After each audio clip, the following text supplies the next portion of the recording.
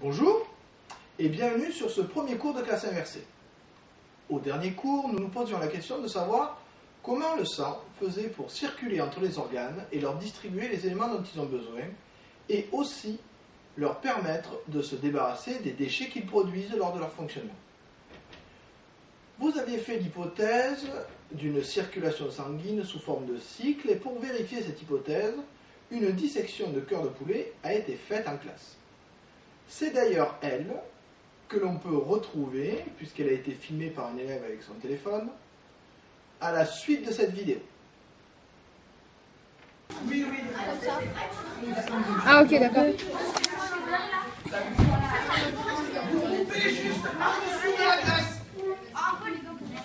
Vraiment. Ça glisse. Ah oui, ça glisse.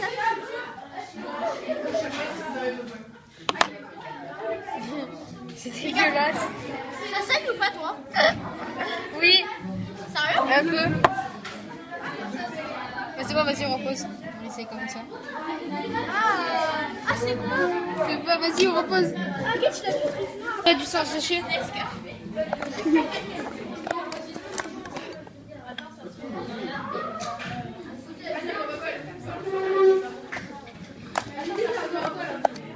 Ben, mon hypothèse, elle est fausse, parce qu'il y a un trou. C'est... Je sais pas, regarde, c'est dégueulasse, ça a du sang séché. Il y a un trou. On dirait un pénis sur le chien. Regarde! C'est dégueulasse.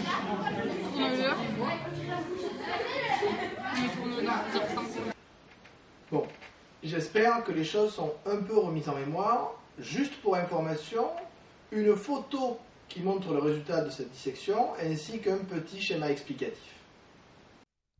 On voit ici le cœur pris en photo, ensuite les deux cavités qui le composent, puis la paroi musculaire épaisse autour d'une des cavités et enfin la paroi fine autour de l'autre cavité.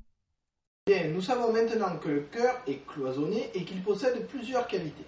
Il nous reste à comprendre comment ces cavités vont faire pour organiser la distribution du sang à l'intérieur de notre corps. Ces réponses peuvent être apportées par la vidéo qui suit. Juste pour information, pour être sûr que vous avez bien compris la vidéo, vous pouvez vous aider d'un questionnaire qui est sur Pronote. Ce questionnaire, je ne ramasserai pas les réponses, il est juste là pour vous, pour que vous puissiez savoir si vous avez bien compris la vidéo. Donc, bonne lecture. L'appareil cardiovasculaire assure le transport du sang riche en dioxygène et en nutriments à travers tout le corps humain pour en alimenter les organes et les débarrasser de leurs déchets. Il se compose de 3 grands types de vaisseaux sanguins qui forment un système clos. Les artères, les veines et les capillaires. Ces 3 types de vaisseaux composent un ensemble de 100 000 km de long à travers tout le corps.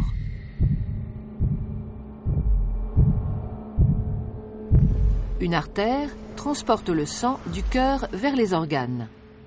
Les veines, à l'inverse, le transportent des organes vers le cœur.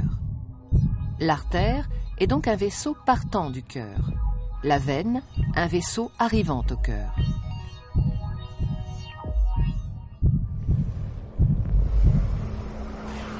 Tous les organes sont richement irrigués, c'est-à-dire qu'une multitude de petits vaisseaux sanguins les parcourent. Ce sont les capillaires.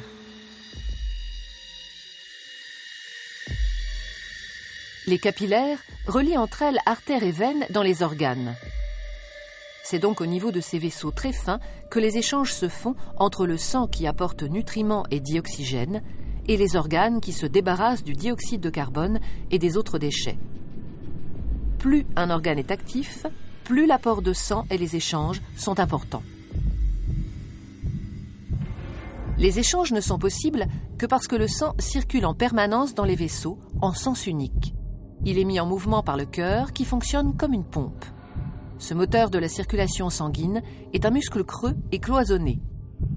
À chaque contraction, il propulse du sang dans les artères. Le cœur possède 4 cavités avec un côté droit et un côté gauche, composés chacun d'une oreillette et d'un ventricule. Le côté droit reçoit le sang pauvre en dioxygène. Le côté gauche, au contraire, le sang enrichi en dioxygène après son passage au niveau des poumons. Chaque contraction le propulse dans les artères. Au cours d'un battement normal du cœur, le sang pauvre en dioxygène, renvoyé par les organes, pénètre dans l'oreillette droite par la veine cave.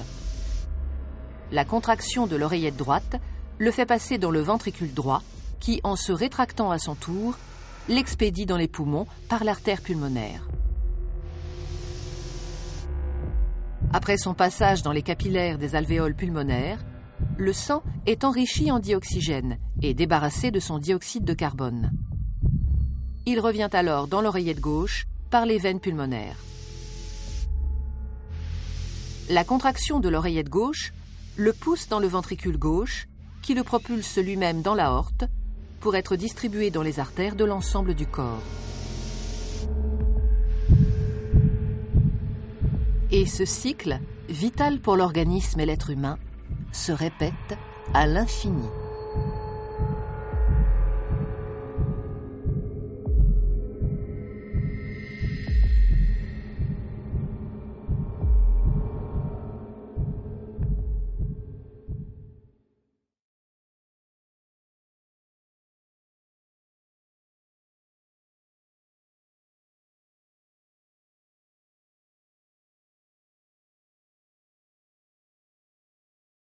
Donc maintenant, j'espère que vous avez compris comment se fait la circulation sanguine à l'intérieur du corps.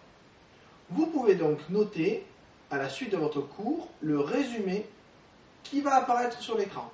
Petite information, il y a un tableau qui est incomplet, c'est évidemment à vous de le compléter, chose que par contre là, je vérifierai en classe. Grand 2, il existe une double circulation sanguine. Nous avons remarqué que les deux parties du cœur ne font pas circuler le même type de sang. Le côté droit fait circuler du sang pauvre en dioxygène, alors que le côté gauche fait circuler du sang riche en dioxygène. Cela a deux avantages. Les sangs ne se mélangent jamais, les organes sont toujours correctement irrigués. Le sang passe régulièrement dans les poumons pour se réapprovisionner en dioxygène. Le sang circule dans différents types de vaisseaux. À vous de compléter le tableau. Le sang est mis en mouvement par le cœur, muscle creux, qui fonctionne de manière rythmique. Maintenant que vous avez noté votre cours, je vous montre un schéma bilan qui est là pour représenter l'ensemble des échanges qui se font à l'intérieur de l'organisme. Vous remarquerez que c'est un schéma assez complexe, ne vous inquiétez pas, il vous sera distribué en classe, on le reprendra ensemble, notamment pour y mettre les couleurs. Vous verrez aussi qu'un schéma n'est pas la seule façon de représenter la circulation sanguine et les échanges qui en découlent. Mais ça, nous le verrons au prochain cours. Au revoir.